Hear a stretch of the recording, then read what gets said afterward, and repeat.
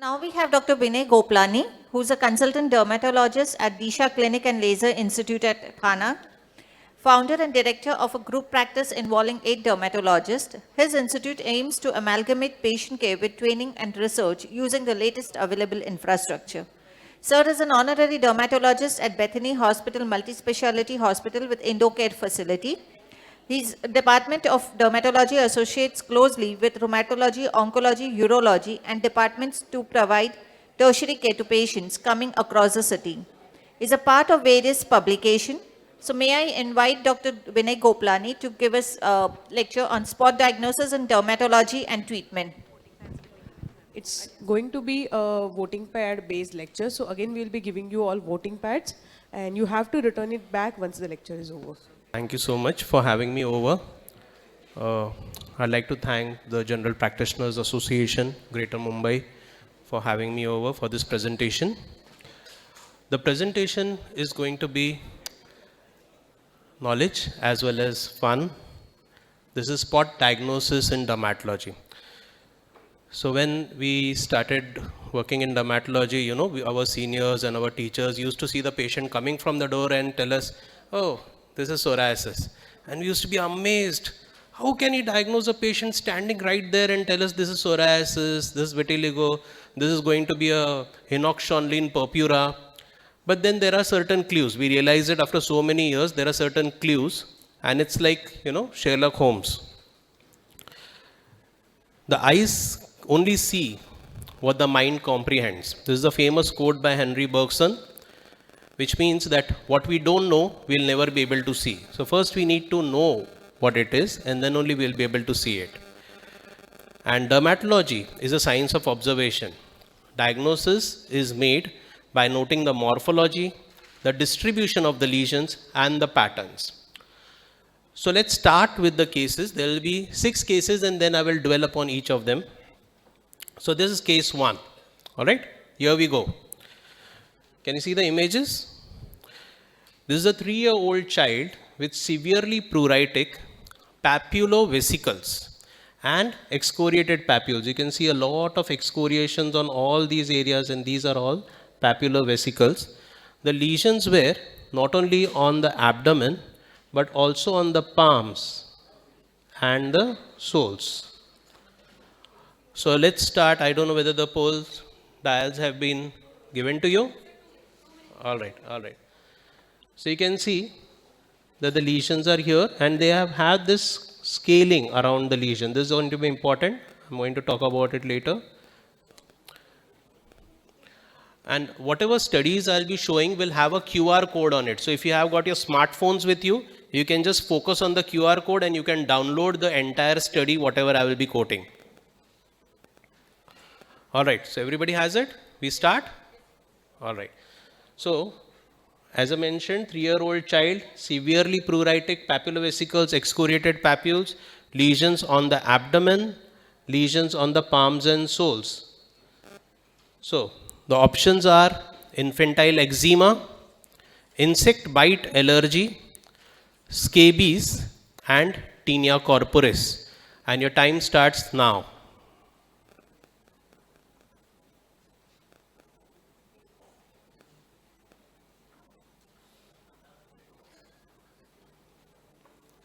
Has everyone voted?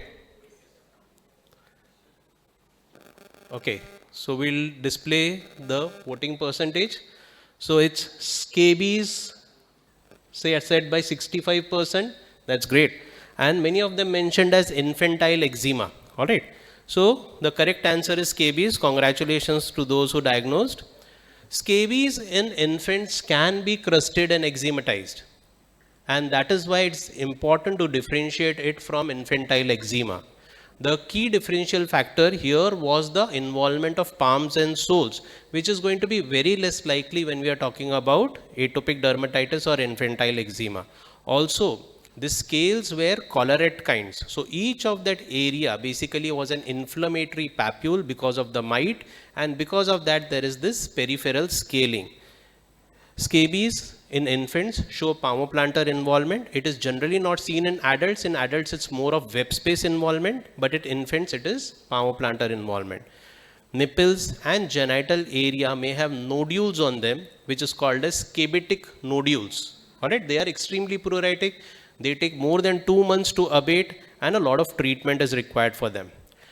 This is an important thing. Generally, we associate scabies with presence of family history, but understand this point that initially the family history may be absent. The parents may say, no, we are not feeling any itchy sensation, because they tend to be symptomatic 1 month after the index case. So if the child, and generally the child is held by a lot of parents and lot of siblings and uncles and aunties, and somebody may give it to the child, and then the child may infect to the mother.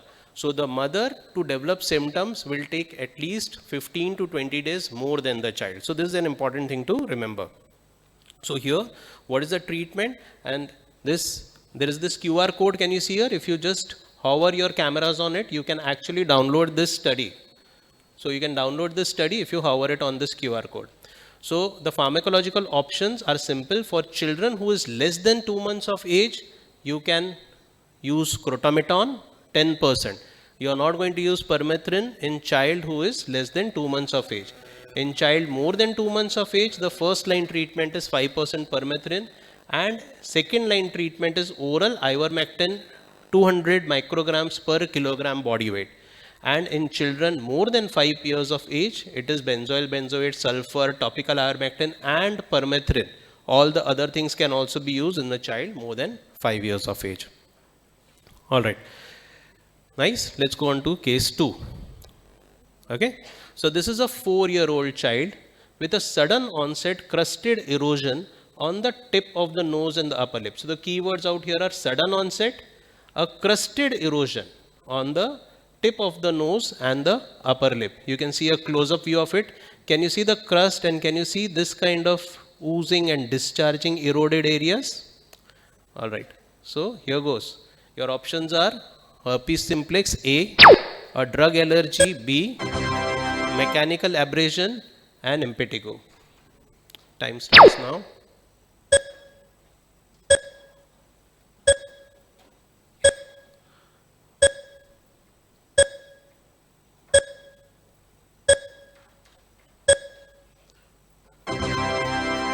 All right, so have you all voted? So we have mechanical impetigo, which has been diagnosed by 63%. That's great. And many of them mentioned as herpes simplex. I expected that, because herpes also tends to happen in the same area. But this is what is called as an impetigo.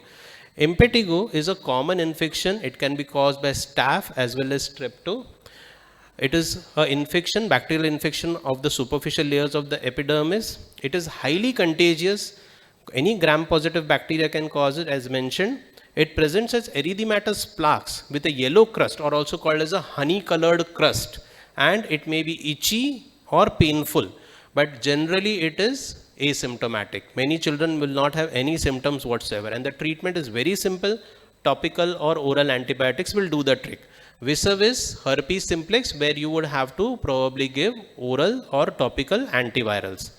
And these are some other pyodermas. So pyoderma is again a very common thing that you would see in your practice. So this is something called as bullous impetigo. This is a close-up view of the bullous impetigo, where you can see what is called as a hypopion sign. You can see the pus which is deposited out here.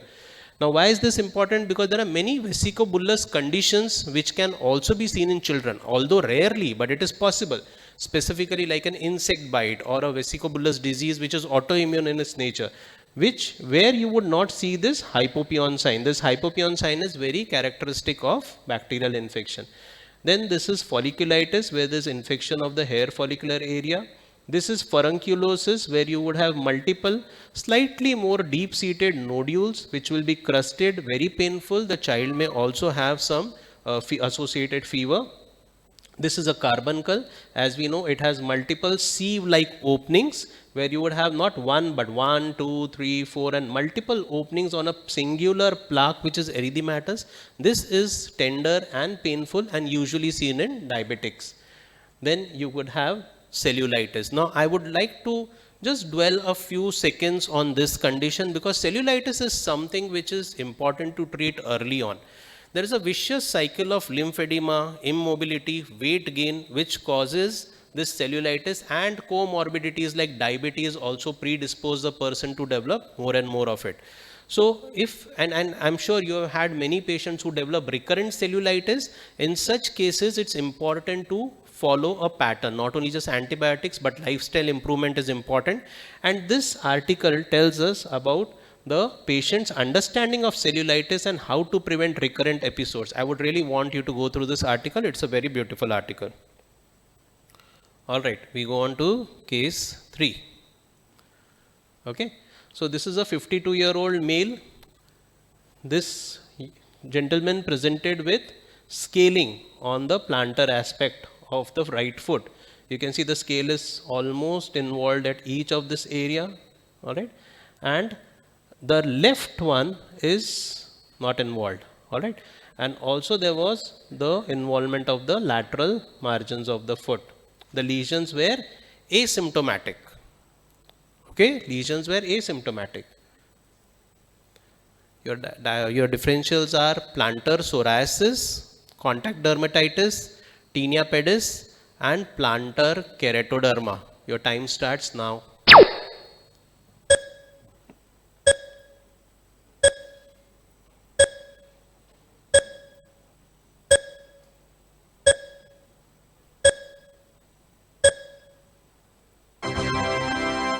Right, so what do we have here?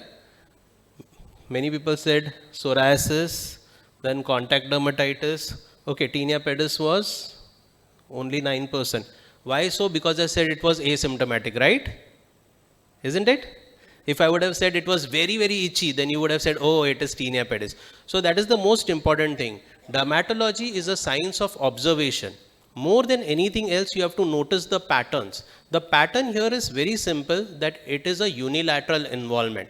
Tinea does not necessarily always itch. Itching is one of the part of it, but it is not a mandatory sign of it. Many people would have this kind of scaling, have occasional bouts of itching, and then they will just ignore it. All right. So this was a case of tinea. And why do I say so? I'll show you another presentation of it. It's a common infection. Tinea has reached an epidemic state. You must be aware of it. How many cases do we see of tinea every day? Huge number. How many of you see more than 10, 15 patients every day? Raise your hands. Nearly all of them, isn't it? I mean, so many cases of tinea. Unilateral involvement differentiates it from other condition. Look for other areas of involvement. In this case, the other area of involvement was the nails. I'm sorry, I didn't show you this because I wanted something, at least somewhere you should be not getting all the right answers. That is why. So basically the nails were also involved, but the key factor out here is not the nails. Even if the nails are not involved, that presentation where you have a unilateral involvement is very classical of tinea pedis. Then there are other variants of tinea. We can have tinea corporis, where there is widespread involvement of the trunk and the limbs. Tinea corporis can also have inflammatory lesions with pus formation. So many people these days come to you after applying n number of things, right from topical steroids to Xalim lotion to every damn thing in the world, and then they will end up with this kind of inflammatory lesions. Tinea cruris, again, it can have a very virulent kind of presentation where you will see extremely red patches with scaling all over. There can be a vesiculated border seen more clearly out here. This is again an inflammatory tinea. You can have vesiculation because of the extreme inflammation.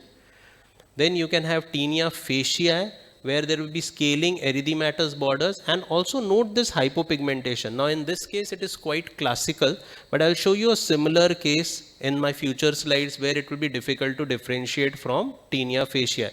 So this fellow has a very inflammatory raised erythematous border. So this is quite classical. So tinea is characteristically mentioned as an annular lesion, right? So we know that annularity is indicative of tinea. This is another patient of mine of tinea pre-treatment. He came to me with this kind of lesions. Note the involvement of the eyebrow and also the extension in the scalp. So these days, tinea is not only a purely cutaneous thing, but you can have vellus hair involvement and also the involvement of the scalp area. And then when I started treatment, he became all the more florid. I mean, you can see the lesions are more scaly, more red. In fact, the area which was clear early on has become more florid. Now this is the inflammatory component. So just as we have what is called as a JH reaction or the Jarisch hexamer reaction, which my senior colleagues out here must have seen with syphilis. How many people of you have seen syphilis? Wow, all the seniors have seen syphilis. The ones who have come one generation lower than you guys have not seen so much. The next generation will see even more syphilis than what we had, because syphilis is also making a resurgence. So there was something called as Jarisch hexamer reaction in syphilis, where we used to give penicillin to those patients. They used to have a severe bout of allergic reaction. Similarly, post antifungals, many of these children tend to have a florid manifestation of it, and this is something that you should tell the parents preemptively, that this kind of story may happen. And then when you continue the treatment, there is a complete clearance, but there may be some scar formation, which luckily, since the patient is a child, he will not develop a permanent sequelae. In an adult, there may be a permanent sequelae. And this is a different variant of tinea barbae, where if you see it like this, it just looks like folliculitis, but when you see it properly, you would see the annularity or the differentiation between the involved and the uninvolved skin. Tinea barbae has a follicular involvement, and that is very classical of tinea barbae. And then there is tinea capitis. So many of these children are now coming up again with tinea capitis, where there is a scalp involvement. There are two forms of it. One is called as a grey patch, and one is called as a black dot variant. The grey patch variant is more scaly. It's all over the scalp, multiple places, and the black dot would just have broken hairs. We do something called as dermoscopy, which helps us in diagnosing that. And then there is something called as a cheiron. Cheiron is again an inflammatory boggy swelling of the scalp. In that same patch where you have the fungal infection, there will be cheiron. This kind of pattern is very commonly seen with infection which is acquired through animals, specifically Persian cats. Now, how many of our patients tend to keep Persian cats? It's a status symbol. You have a Persian cat, and children also love to hug it. But these are the same ones who are actually not suited to Indian environment, and they tend to develop more of these fungal infection, and it transmits to human beings. So I see a lot of children having this kind of infection, not only on the scalp, but also on the skin. And post-treatment, all of it resolves, including the hair coming back. At times there is scarring, but most of the time it resolves completely. And this is tinea incognito. If you can make it out, there is a faint border. Can you see this faint border? But what you can see out here more than the faint border is the hirsute look, is the hairy look, which the patient say कि मेरे को इतने बाल नहीं थे, कुछ लगाने के बाद मुझे बाल आ गए हैं. And that is steroid, exactly. So what happens is the patient has a patch. She goes to a local family medical store, and they give them a triple combination. This triple combination is applied, it vanishes, the whole infection goes away, and she is so happy, and she keeps on using it because it also makes us fair. They say, मैं तो गोरी भी होती जा रही हूँ, let's apply it on the entire face. And then after some time she gets this kind of a hirsute look, and then she comes to us. And then when you stop it, there is a florid recurrence of that infection. And this is what happens when you continuously use a lot of steroids, tinea incognito, with this kind of stretch marks where the patient has used topical steroids for a long period of time. This is another manifestation of cutaneous dermatophytosis. This is candidiasis, where you would have a central maceration with what is called as satellite lesions. The lesions are also there elsewhere, these kind of small lesions, but primary lesion is here. So this is very classical of what is called as cutaneous candidiasis. So scaling is there, and the satellite pustules. You can see the pustules also are here. This is candidial balanitis, where you would see a maceration, edema, swelling of the prepucial skin, and also it can be the same presentation can be seen in vulvovaginal candidiasis, where there will be a vulvar edema, and this kind of fissuring may be seen if you tend to pull the skin back. So this is another very interesting article. It is a 2023 article. A few of my friends have worked on it, and this is basically talking about the management of dermatophytosis in the real world Indian perspective. So what happens actually? Why do patients not take treatment? Why does the treatment failure happens? This is done in a real world analysis. I would again encourage you to read this article.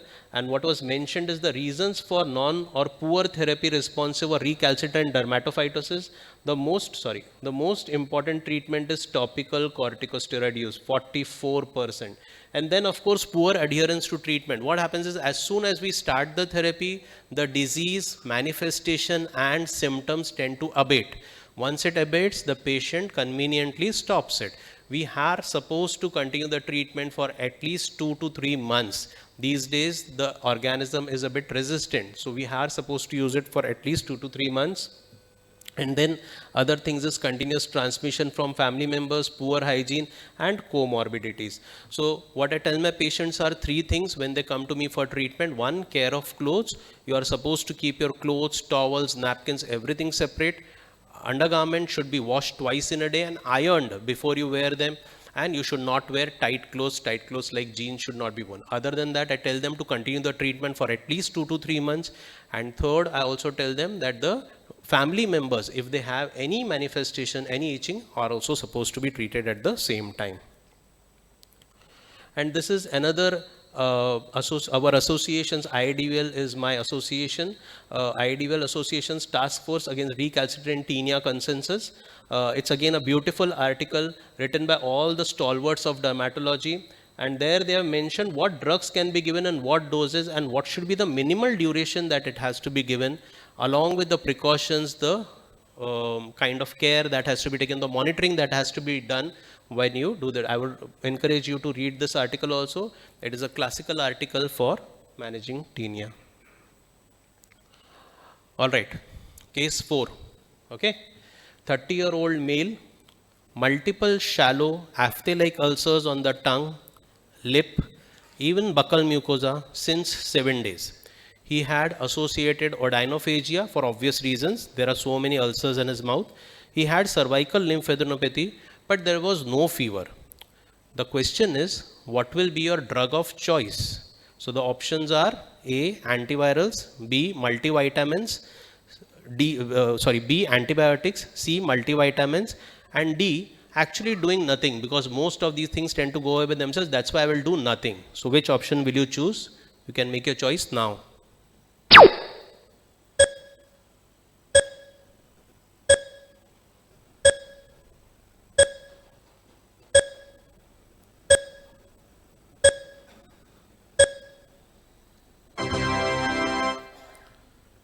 Right. So we have antivirals by 25%, 9%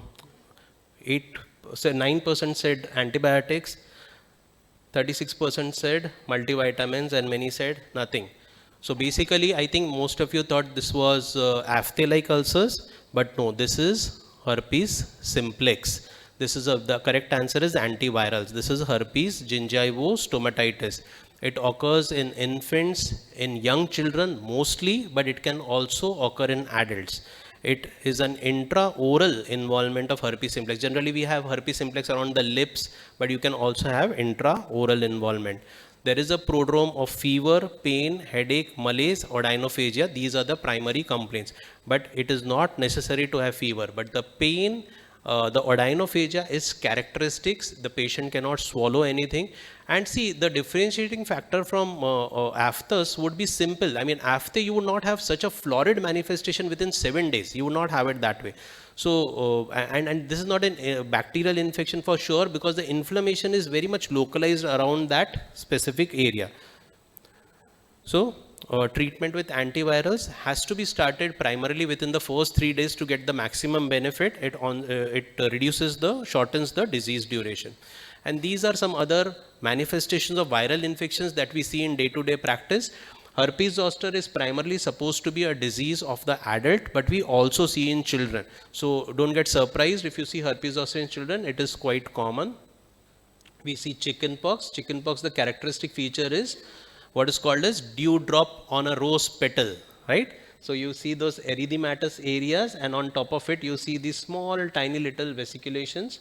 Again, chickenpox can be seen in adults also. So why I'm showing you these two different kind of slides is because herpes zoster can be seen in children and chickenpox can also be seen in adults. In adults, when you see chickenpox or varicella, you are supposed to treat it with a proper course of antivirals, which is generally valacyclovir or acyclovir. Primarily, I use acyclovir because that is recommended 800 milligrams 5 times in an adult. Two things that I will want to be highlighted out here in chickenpox is one, if suppose the patient complains of headache, then you should definitely be a bit more cautious. Involvement of the CNS, herpetic encephalitis, or sorry, varicella encephalitis is a known thing. So please be careful. And secondly, make sure that at least on day 1, day 3 and day 7, you check the oxygen saturation because pneumonitis is also something which is common. These are two things that we should be aware of.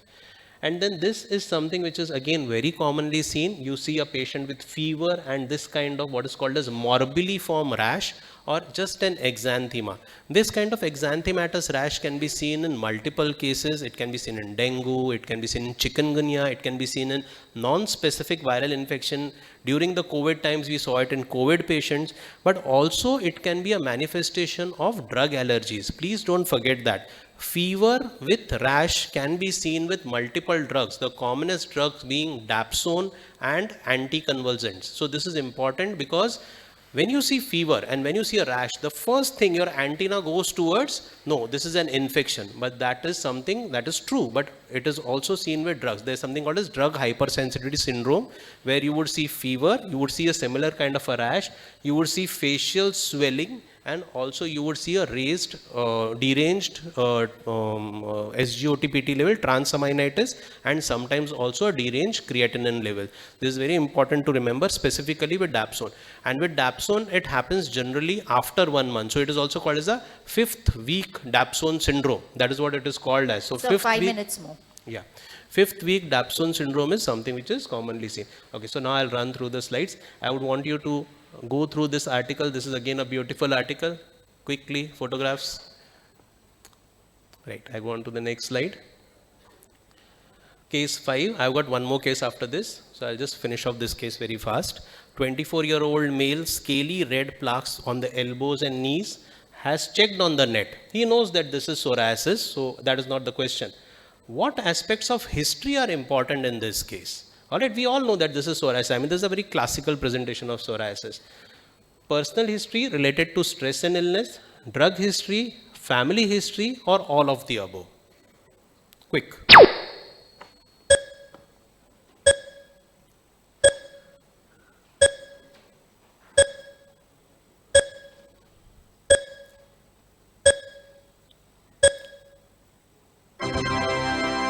Right. So, perfect. As you mentioned, all of the above is important, right? Why it is important is because psoriasis can be triggered by infections. Can we go on to my slide? Yeah. Psoriasis can be triggered by streptococcal infection. So, a history of some URTI or some kind of an infection is very important. It is more severe in patients having HIV. So, that is why it has to be taken into consideration. It is associated with Crohn's disease, metabolic syndrome. It is also associated with depression and depressive tendencies.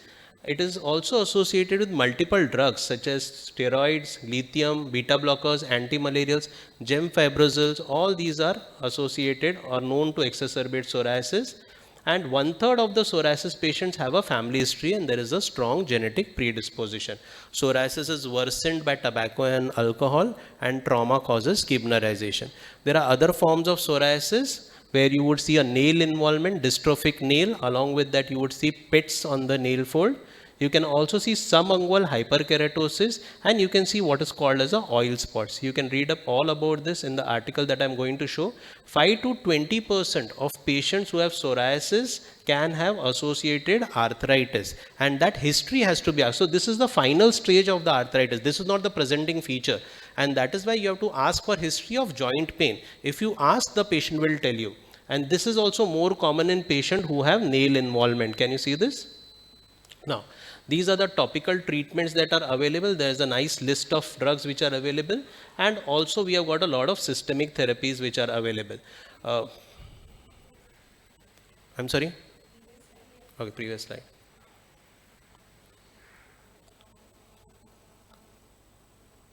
right? Can I go ahead?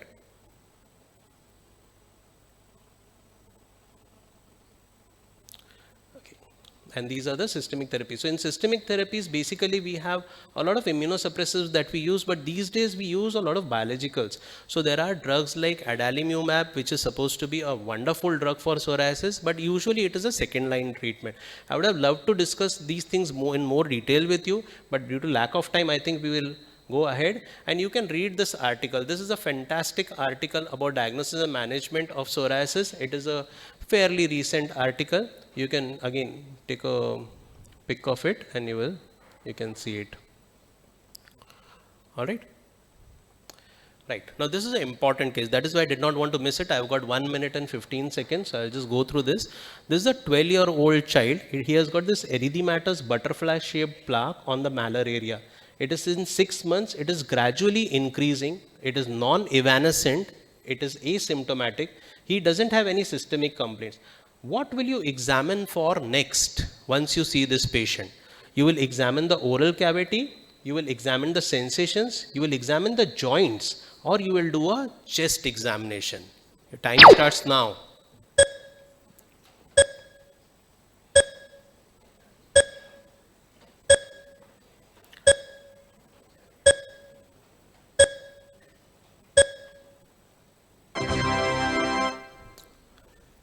Right. So 64% said that you will check for sensations. Fantastic. That is the way we are supposed to think. This is a case of, can we go to my slide? Yeah. This is the case of leprosy, also called as Hansen's disease. It is the oldest disease known to mankind, caused by Mycobacterium leprae. It has got a long incubation period, transmitted via droplets, and it is seen in close contacts as well. This patient is a case of borderline tuberculoid Hansen's disease, but these cases are not transmissible, but the other ones are. I'll just show you a few more cases. Now you can see the small spot of very faint hypopigmentation. It's very important to keep a high level of index or suspicion for leprosy. And I'll tell you why. This is one such case where you would actually have to think of leprosy to test.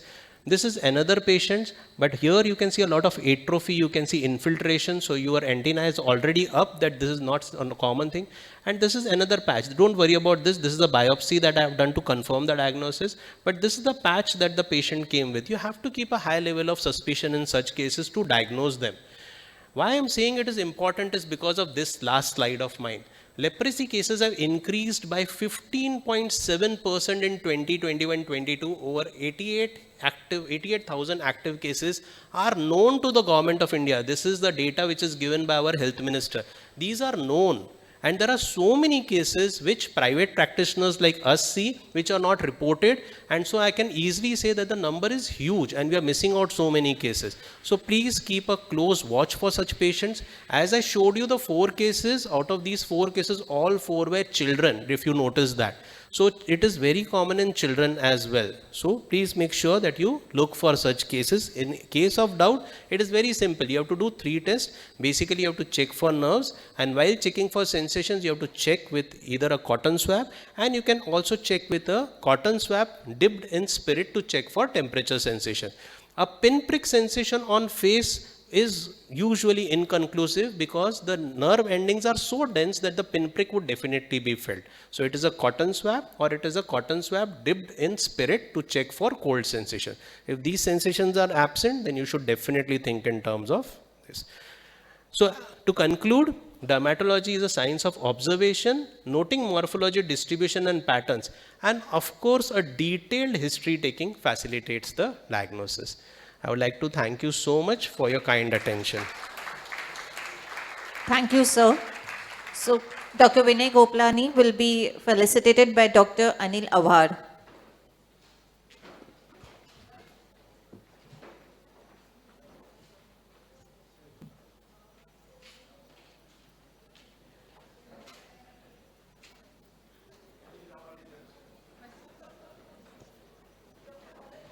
Dr. Bharat Bhatt will felicitate Dr. Vinay Gopalani.